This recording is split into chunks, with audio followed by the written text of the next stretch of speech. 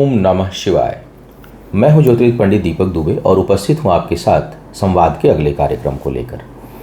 आज मैंने जो विषय उठाया है वो कई बार मैं जब कंसल्टेंसी आती है, कोई किसी को परामर्श देता हूं तो दिमाग में आता है कि इस विषय पर बात करनी चाहिए, और फिर जब कभी कभी उस विषय पर मेरा ध्यान जाता नहीं और जब मैं देखता हूं नेट पे तो पता चलता है भरमार है उसकी, उसके ऊपर वीडियोस बने हुए हैं। तो मुझे लगता है कि मुझे अपने दर्शकों को थोड़ा, मैं ज्ञान मार्गी हूँ और सोचता हूँ कि स्पष्ट बात किया जाए और अपने अपने विचार से, क्योंकि सही और गलत जो होता है वो सापेक्ष होता है। हो सकता है कि मेरी नज़र में जो चीज़ गलत हो वो आपकी नज़र में सही हो, तो मैं उस तर्क कुतर्क में ना पड़ते हुए लेकिन एक सैद्धांतिक रूप से, एक वैचारिक रूप से और मेरी समझ से जो ठीक है वो सलाह, वो विचार आप तक पहुँचाऊँ। और ये विषय है वशीकरण। वशीकरण को लेकर के मैं देखता हूँ कि हजारों वीडियो यूट्यूब पर है और लोग वशीकरण को प्रमोट करते हैं। मतलब भाई जो करता होगा वो चाहेगा कि लोग वशीकरण कराएं और मैं उससे मुझे प्राप्ति हो। और मेरे पास भी कंसल्टेंसी कभी कभी आ जाती है कि जो है वो हम वशीकरण कराना चाहते हैं। अब वशीकरण बहुत घातक है। इसको मुझे लगा कि मुझे इस पर आपसे बात करनी चाहिए और आपको समझाना चाहिए कि भाई आप देखिए, हर समस्या का समाधान नहीं होता, और विशेष करके इच्छा जनित समस्याएं। एक समस्या होती है नेचुरल, कोई नेचुरल समस्या है तो उसके समाधान होते हैं, लेकिन कई बार जो ऐच्छिक समस्याएं होती हैं, मतलब मेरी कोई प्रबल कोई इच्छा हो रही है और उसकी प्राप्ति नहीं हो रही है, वो मेरे लिए अब समस्या बन गया है। और विशेष करके वो समस्या तब और जटिल होगी जो वस्तु पर आधारित ना होकर के व्यक्ति पर आधारित हो जाए। तो इन चीज़ों का कई बार हल नहीं होता है। अब मैं देखता हूं कि जो आजकल के नहीं, ये वशीकरण का प्रयोग सदियों से होता चला आ रहा है।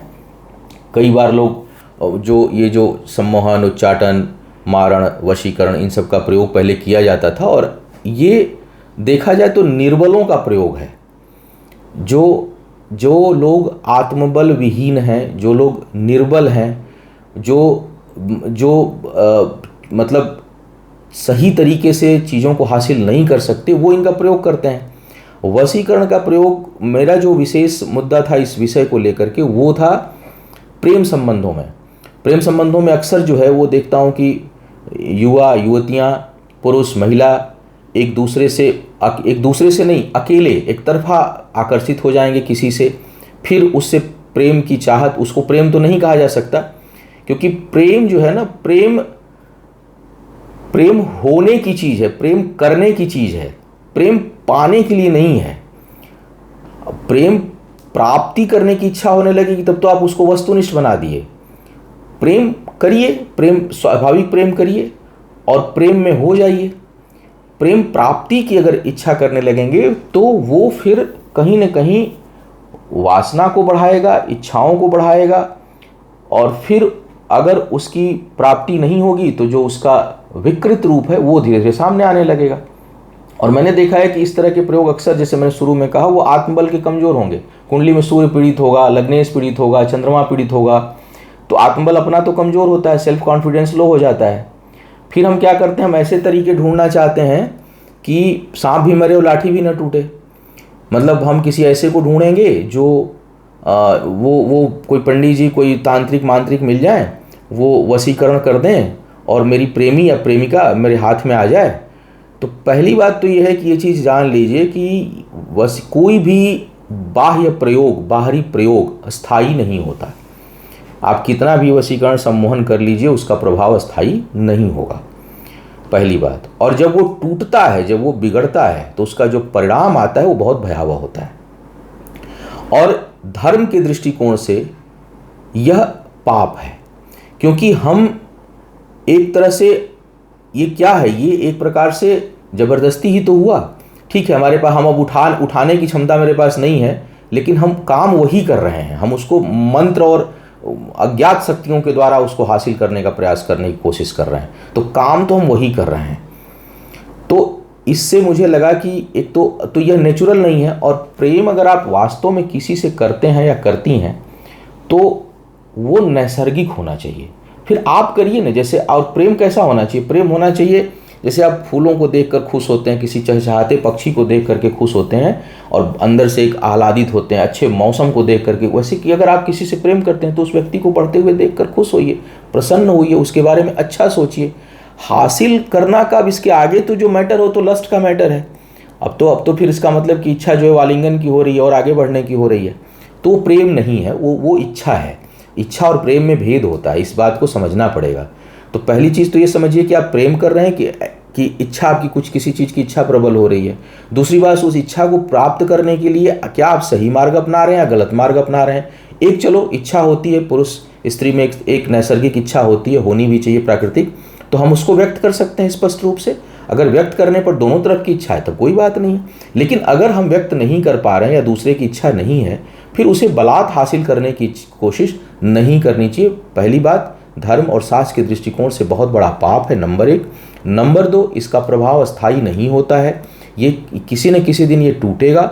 और जब भी टूटता है, मैंने बहुत इन सब चीज़ों की जानकारी है हमको, और हमने देखा है लोगों को, और फिर जब चीज़ें टूट जाती हैं, बिखर जाती हैं, फिर जब लोग संपर्क करते हैं तो रोने के लिए आंसू भी साथ नहीं देते हैं।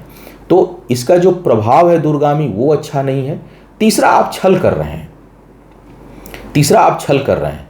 तो आप कभी भी आत्मबल के फिर धनी नहीं होंगे। और आप देखिएगा, अपने सर्किल में देखिएगा कि जो लोग भी सम्मोहन, वशीकरण, इन सब उच्चाटन, इन सब चीज़ों के चक्कर में पड़े, कभी उनका चेहरा देखिएगा, उनका ठीक से घर पे उनका भोजन भी नहीं कर पाते, उनका वो अन्न भी ग्रहण नहीं कर पाते हैं।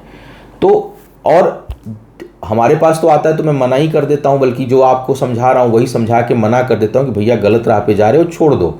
और नहीं तो कोई मिल ही जाएगा, भरे पड़े हैं जो कि एकदम 100% मनचाहा प्यार वाले लोग हैं, 100% गारंटी के साथ 24 घंटे में परिणाम। तो फिर आप उनके किसी चक्कर में पड़ जाओगे, फिर आप कुछ दिन बाद जब चीज़ें बिगड़ेंगी तब आप कहोगे कि ज्योतिष खराब होता है। पहले तो उसका ज्योतिष से संबंध नहीं, वो तंत्र मंत्र और टोने में आता है। दूसरी बात कि फिर आपको लगेगा कि लोग सारे वैसे ही बैठे हुए हैं, कोई समझाता नहीं है, और आप अपने पैर में बड़ी कुल्हाड़ी मार लेंगे, जो आप अपने जीवन के साथ खिलवाड़ करेंगे। और जितने भी इस तरह के प्रयोग जो होते हैं, यह हमेशा दुधारी तलवार की तरह होते हैं। पहली बात तो ये होता है कि जरूरी नहीं कि वो काम कर ही जाए सामने वाले पर। दूसरी बात, छल है, यह पाप है, जघन्य अपराध है, और इसका जो अंतिम परिणाम है वो किसी भी कीमत पर अच्छा नहीं होता है। यकीन मानिए, बहुत दुर्गति होती है बाद में, और फिर वो नहीं संभलेगा, क्योंकि फिर उसका कोई उपचार नहीं होता। क्योंकि कुछ कर्म ऐसे होते हैं जिसका सिर्फ भोग उपचार होता है, उसका ना कोई प्रायश्चित है, ना उसका कोई निदान है, सिर्फ भोग है। तो आप इस प्रकार के कर्म से बचिए। मुझे लगा कि मुझे कम से कम इस विषय पर बोलना चाहिए कि भाई इस तरह की चीज़ों से आप दूर रहें, और किसी भी जिस जीवन में प्रकृति के द्वारा आप आए हैं, एक ईश्वर अंश हैं, आप अपने मन भावना को पवित्र रखिए, खुश रखिए। स्वतः कोई ना कोई, अगर आप अच्छे रहेंगे तो आपके लिए मनचाहा कोई ना कोई व्यक्ति आ जाएगा आपके जीवन में। और प्यार को उन्मुक्त रहने दीजिए, प्यार में बंधन नहीं होता। प्यार जितना उन्मुक्त होगा उतना ही बेहतर होगा, उसमें जितना बंधन होगा उतना क्लेश होगा, उतना विषाद होगा, उतना उसके टूटने की, बिखरने की संभावना बढ़ती जाएगी, और आपका जीवन जो है वो सुखी नहीं रह पाएगा। तो मैं चाहता हूं कि आप एक सुखी जीवन व्यतीत करें। आज के लिए बस इतना ही। आपका आने वाला समय शुभ हो, आयु, आरोग्य और ऐश्वर्य की वृद्धि हो। इन्हीं शुभकामनाओं के साथ आपसे विदा लूंगा। पुनः मुलाकात होगी किसी नए विषय पर, तब तक के लिए मुझे आज्ञा दें। ओम नमः शिवाय।